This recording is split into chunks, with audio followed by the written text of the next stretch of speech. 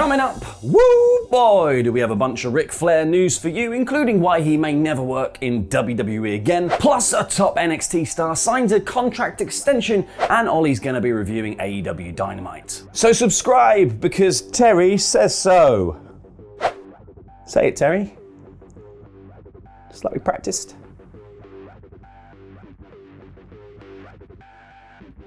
What's over there? God, don't work with animals. Support WrestleTalk! Since parting ways with WWE in August and the whole dark side of the ring fallout, it's been kind of up in the air whether or not walking controversy magnet Ric Flair would return to the realms of wrestling. Because before everything flared up, there was talk of the 16-time world champion signing with AEW after doing a few turns with future son-in-law Andrade El Idolo down in Mexico. But on the latest episode of his Woo Nation Uncensored podcast, is it just me or are they adding more words to that title on a weekly basis? Anyway, he said that there are no discussions and that he is loyal to WWE, saying his word is pretty much my bond. Pretty much. Not quite the noble sentiment you think it is. You have my sword and my bow. And maybe my axe. Depends on how I feel. But though Flair's allegiances lie with WWE, it would seem he also said, God, I will never go back to WWE. And a lot of the anger between the two seems to stem from the idea that WWE are erasing Flair's legacy, which he said on Twitter, and on the podcast he put it down to. Let me just tell you something else that should not shock the world. When I saw that they took me off the opening and all that for whatever reason, you know, who knows? I call it a lack of respect. Some people said to me, Rick, how do you feel about that? I said, well, after they asked me to sign my intellectual property to them while I was on life support, nothing that company does surprises me. If you take me off the opening of the show and take the Woo, which I own, thank God, because they will never get it back, and replace me with the Ultimate Warrior, a guy that sued the company, held them up for money, I guess the next thing they're going to do with me is make a DVD having so many people say how bad I was like the Warrior, then they brought him back and put him in the Hall of Fame. That isn't going to work for me. Flair went on to say that he got his facts together and pinpointed Nick Khan as the guy who orchestrated taking his Woo off. But just to dump a whole load of context onto this, there was a TV documentary doing the rounds at the time about how Flair allegedly sexually harassed an air hostess. And him going woo was the first thing that people saw on WWE programming. Moving on from wrestling's really old school to the NXT old school team consisting of Tommaso Ciampa, LA Knight, Pete Dunne and Johnny Gargano. Johnny freaking Takeover. This foursome is set to take on Carmelo Hayes, Bron Breakker, Tony D'Angelo and Grayson Waller in War Games. The least exciting War Games that ever did exist. But it is super interesting because by all accounts, Johnny Gargano's NXT contract was set to expire on December the 3rd this year, which is 2 days before the pay-per-view. Now, according to Fightful Select, it's been announced that Johnny has agreed to a short-term extension to his contract, adding an additional week to the deal, which is a very similar circumstance to the one agreed to by Adam Cole so that he could finish his rivalry with Kyle O'Reilly at TakeOver 36. And we all know what happened to Adam Cole. He came back to life. Fightful have noted the contract talks between Gargano and WWE have been ongoing, and the company are reportedly willing to extend his contract as they've been speaking very highly of him. Ruh-roh. That's not a good sign, is it? Ollie will be taking over with the AEW Dynamite review in a second, but first, a message from today's sponsor.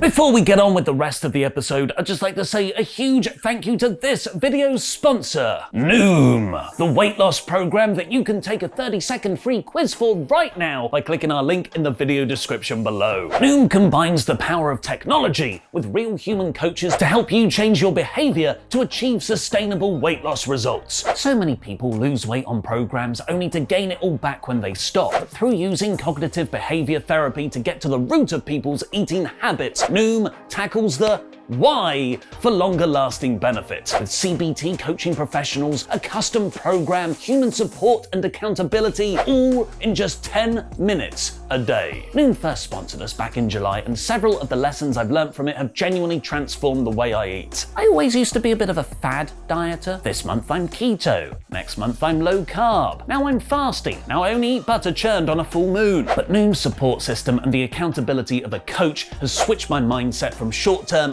overcommitment, which tends to end in burnout and all the pizza I can eat, to a far more consistent approach of recognizing what causes me to binge eat in the first place: stress. Noom's lessons lessons have helped me plan for such events. If I know I've got a particularly busy week coming up, I'll get a load of healthy ready meals in the fridge. It sounds simple, but how many people know that they have to eat healthier and don't? It's the accountability and understanding the why that'll make you actually stick to those habits. It's like having a personal trainer for what you eat. So take Noom's free 30-second quiz using our special link below, noom.com/WrestleTalk, to see how you could benefit from a truly custom weight loss program and to change your long-term habits for the better, because habits are the compound interest of self-improvement. Please give the link a click, as just doing that helps support us here at WrestleTalk, but most importantly, support yourself and your health. Check out Noom today.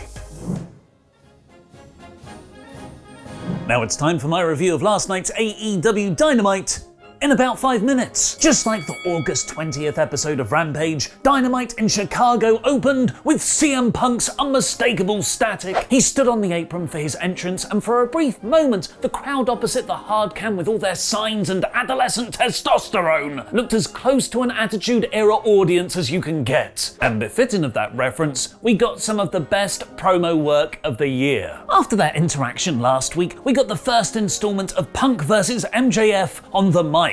It was great line after great line. MJF said he respects that Punk's straight edge, although how does he look like a meth addict? He said he'll verbally finish Punk quicker than his UFC career, as ever since his return, it's not been quite as good as everyone hoped, because now he's PG Punk. You might as well be preaching hustle, loyalty, and respect. His whole career has been based on what could have been if the promotion he worked for just properly got behind him. And finally being that guy terrifies him, as he's always really been second best to the You Can't See Me man and the King of Kings. It was zinger after zinger, but most importantly, it provided substance for why their characters are feuding. Punk is rusty, he is scared, but in my favourite bit, he said he has no shame of wearing the number 2nd on his chest, as just like his beloved Chicago, it's not because they're second best, it's because when this place was burnt down, they built a new city on its embers, which doesn't just fantastically echo Punk's own journey. I also didn't know that, it's really interesting. I'll write that down in my little fact book. But don't worry, it wasn't all poetic Phoenix metaphors. Punk also said MJF had a little dick, and in the 2 biggest pops said he'd been replaced in the 4 Pillars by Britt Baker, and that he was only just a less famous Miz. Punk then beat QT Marshall with 5 body slams, although it did go on longer than you would expect it, telling that story that Punk is still shaking off the ring rust and that maybe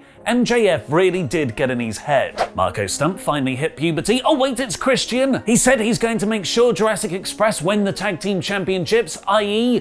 he's so turning heel on Jungle Boy. 2.0 and Daniel Garcia were being punks backstage, brawling with Eddie Kingston ahead of Friday's match, and also pissing off Chris Jericho. The Gun Club got a quick win over Bear Country next. What is this? Dark Elevation? Continuing their feud with Rampage though, Darby Allin took out Colton Gunn like he was a fan invading the stage on Raw.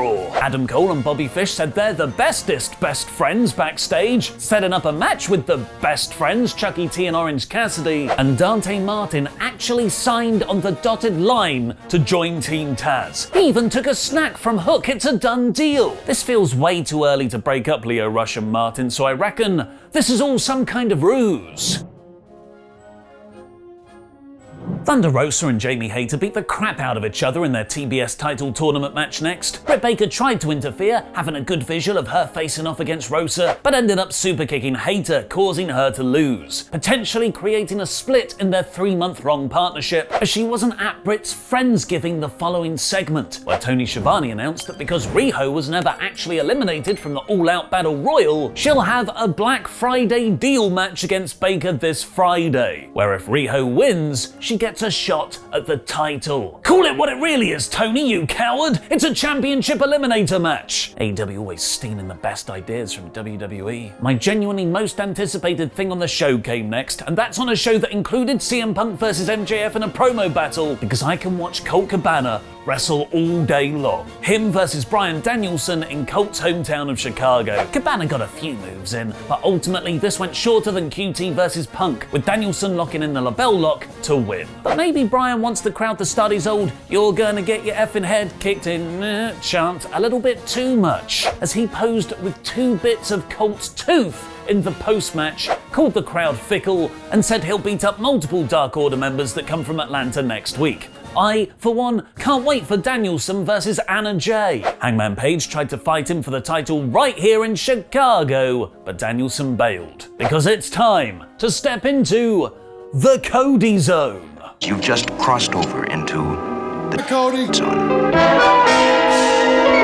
The Cody Zone, where Cody definitely isn't booed. Everyone loves him. Where are my boots? Cody has somehow made himself feel out of place in his own feud, tagging with actual three-man faction Death Triangle against a hodgepodge of ex-NXT heels who also feel more coherent than whatever Rhodes is doing. This was a brilliantly enjoyable match, made even more fun by the Chicago crowd turning into the giant troll face me. Early on, Cody threw his weight belt into the crowd, like he always does, and they threw it back like John Cena's shirt at Money in the Bank 2011. Cody looks so sad, but whether by design or not, the crowd participation worked brilliantly for the story. Near the end of the match, Cody tried throwing his belt into the crowd again, which led directly to him accidentally kicking Pac instead of Andrade. His need to win audience approval forced a mistake. Tully and Arn had a face-off and then punched Jose the assistant, and ultimately Andrade pinned Pac to win. The snowball is now out of control, rolling down the mountain. I unironically love Cody, but it's now so much fun to boo him. If I was there live, I'd probably boo him too. He won't get the babyface reactions he wants again anytime soon, so he probably needs to try something different. He should ask Fuego too, that guy's great. As JR closed the show signing off, it sounded like he'd be taking some time away, likely due to his skin cancer. All the best, JR. What do you think of Dynamite? Let me know in the comments. 82% of you went for a less famous Miz on our poll on a poll match on the community tab. It's amazing how great this episode was, considering AEW were without John Moxley, the Young Bucks, Kenny Omega, Miro, Sammy Guevara. I actually think it helped the pacing of the show, with the Punk and MJF and Bryan Danielson segments given loads of room to breathe. This week's Dynamite is 4 out of 5. It was Quizzlemania 42 last night, so go subscribe to Parts Unknown to watch that now. And we've got a very special video premiering there tonight. Tempest's video essay on how AEW have booked Hangman Page as the perfect millennial babyface. Would you rather join Vince's Kiss My Ass Club in 2021 or take a spear from 2003 Goldberg? All right, 1, 2, 3. Oh, Are you off? Tempest, I was thinking about it, but I panicked. You're not helping me here, Sat. You can keep saying, "Oh, I was with you, pal."